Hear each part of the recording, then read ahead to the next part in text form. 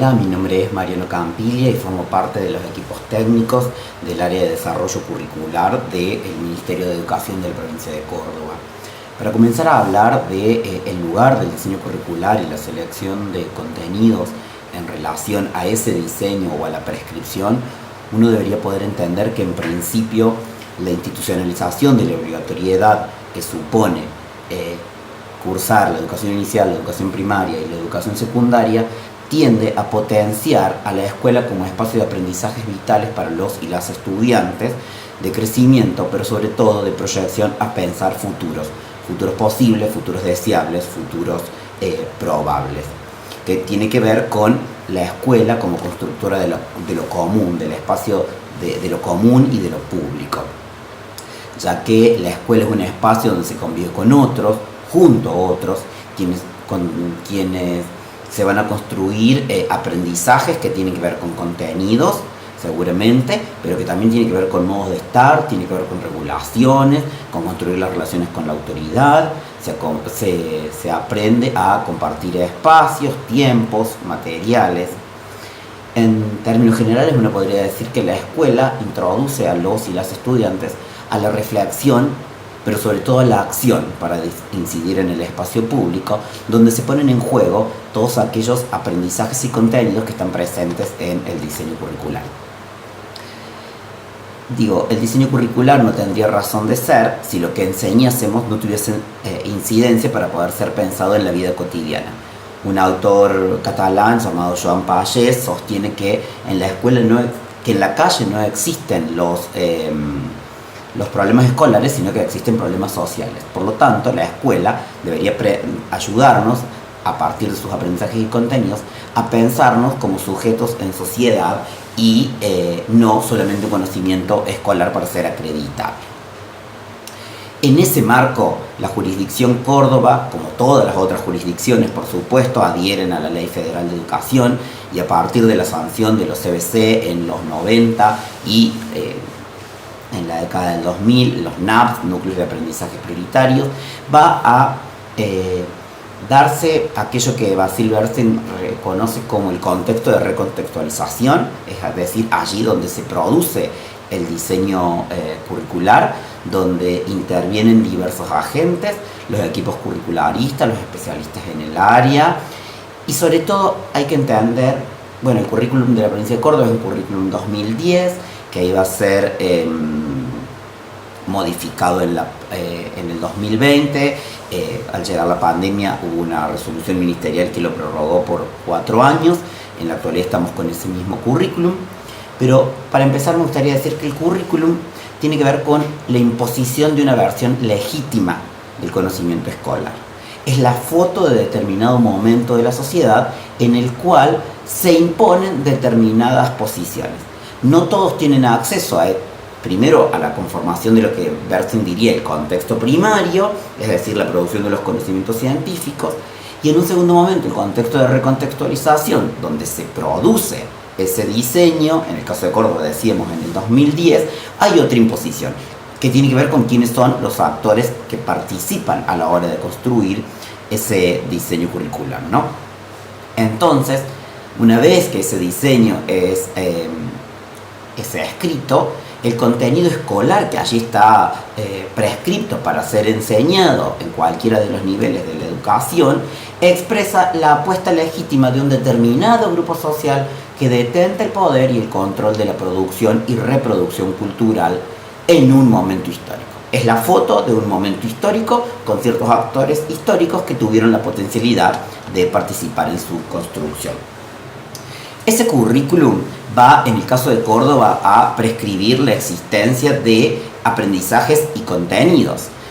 Hay una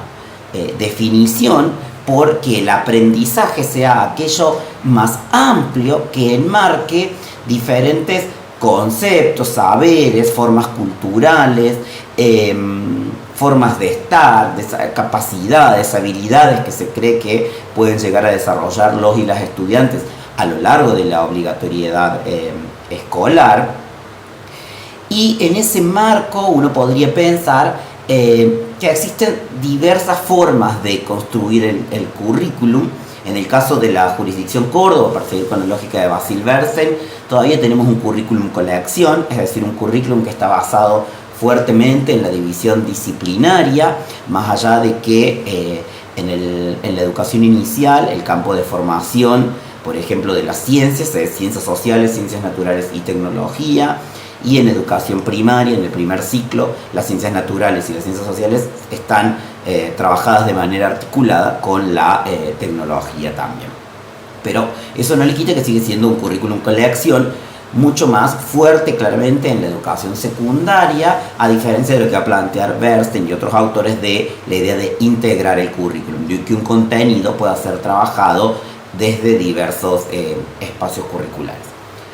Tiene sus ventajas un currículum colección, bueno, podríamos decir que algunas sí, que hay tiempos pautados para un conocimiento en profundidad, más, pero de menos cosas, no hay trabajo articulado, a no ser que haya una opción institucional por lo mismo. Y el currículum también aporta, y esto es importante, me parece tenerlo presente en nuestra formación, va a aportar cuál es el tiempo asignado a la enseñanza de. No es la misma cantidad de horas la enseñanza de la matemática, de la lengua, que de las ciencias, que de la educación física. En la construcción de un currículum, por supuesto, como es una apuesta ético-político, decíamos antes, de un determinado momento, van a entrecruzarse no solo las didácticas específicas de cada una de las disciplinas, sino teorías de la enseñanza y teorías del aprendizaje, que siempre van a estar subyacentes a la hora de seleccionar contenidos, en este caso, que después se van a trabajar en aprendizajes, organizarlos y secuenciarlos. En ese marco uno podría decir o pensar que a la hora de que un docente toma el diseño curricular, se lo apropia, todo lo que está allí escrito no es todo lo que en el campo académico se ha producido, ni mucho menos, es un recorte, es una selección de contenidos que es como en un segundo nivel. Habría un primer nivel que son los núcleos de aprendizaje prioritarios a nivel del Consejo Federal de Educación. Nos encontramos con el diseño curricular de la jurisdicción Córdoba, y un tercer nivel de selección de contenidos que tiene que ver con los y las docentes tomando definiciones en el contexto áulico. En ese contexto áulico uno podría decir que todo aquello que está presente en el diseño curricular claramente es difícil de ser llevado adelante en el aula, por lo que hay una nueva selección de contenidos en relación a, podríamos plantean algunas autoras como Goffman y Segal, con ciertas categorías. ¿Qué de esto que me prescribe el diseño yo puedo enseñar en mi escuela? Y enseñar en mi escuela en términos de la práctica situada, una práctica mirando el contexto. Allí van a decir las autoras que es muy importante tener presente la relevancia social de esos contenidos que voy a enseñar. La pregunta del ¿para qué? ¿Para qué voy a enseñar esto? No es solo, decíamos antes, por el contenido escolar en sí mismo, sino también para poder pensarme en la vida cotidiana. Esa relevancia social, que es el para qué, tiene que tener un qué. ¿Qué enseño? Y cuando digo qué enseño, estoy mirando a la disciplina de referencia. Tiene que ser coherente con la disciplina que estoy enseñando. En el caso de las ciencias sociales, de las ciencias naturales, la matemática y la lengua, ha habido